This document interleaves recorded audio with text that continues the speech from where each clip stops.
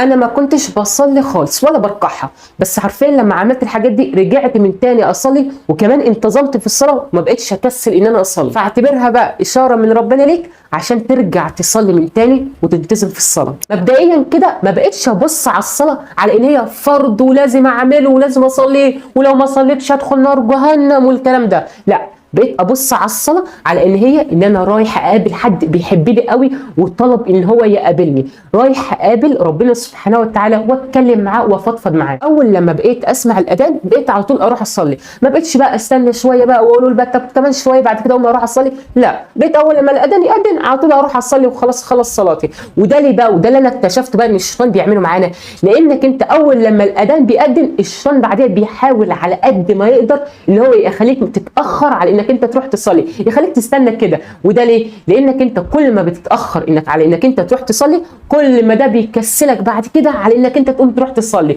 وده كمان ممكن تنسى اصلا انك انت ما صليتش. فانت عود نفسك اول لما الاذان يأذن على طول روح قوم صلي، ما تقعدش بقى تستنى ولا تاخر نفسك، لان ده هيكسلك على انك انت تصلي بعد كده. تاني حاجه ان انا خليت نفسي اكتريه الوقت اكون دايما على وضوء، اكون يعني متوضي، والحوار ده ساعدني جامد قوي ان انا بعد كده ما كسلش ان انا اصلي، لان خلاص بقى بقيت يعني اي صلاه لاي اذان تاذن فبقيت على طول اول ما اروح على طول اصلي، عشان ما اكسلش بقى وافضل اقول لنفسي هو انا لسه هقوم من مكاني ولسه هقوم هروح اتوضى، ده حوار كبير قوي. فبقيت دايما ان انا اكون على وضوء. والحوار ده عملته ازاي؟ ان انا بقيت مثلا ان انا ما اجي مثلا ادخل الحمام اعزكم الله يعني، فلما ما بقيتش اخرج الا لما اتوضى. فانت بجد والله جرب الحوار الجامد ده، انك انت لما تيجي تدخل الحمام ما تخرجش الا لما اتوضى، لان ده هيخليك انك انت دايما تكون كده على وضوء. فخلاص بقى اول لما الاذان يأذن على طول هتروح تصلي بقى، مش هتكسل بقى انك انت تروح تصلي، ومش هتحس يعني ان الحوار كبير يعني.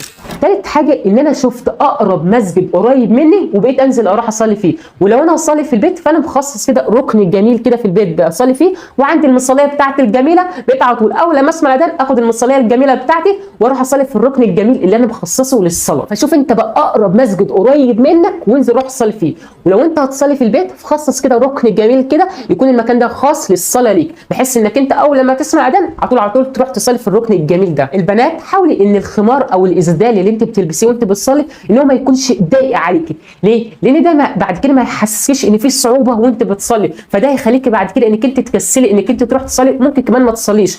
فحاولي ان الازدال او الخمار يكون كده مريح عليكي. من الحاجات اللي انا عملتها وبجد حببتني قوي قوي في الصلاه ان انا ما بقتش اقرا الفاتحه بسرعه، وبقيت اربط الفاتحه بيومي. يعني وانت بتقرا الفاتحه بتقول ايه؟ بسم الله الرحمن الرحيم الحمد لله رب العالمين.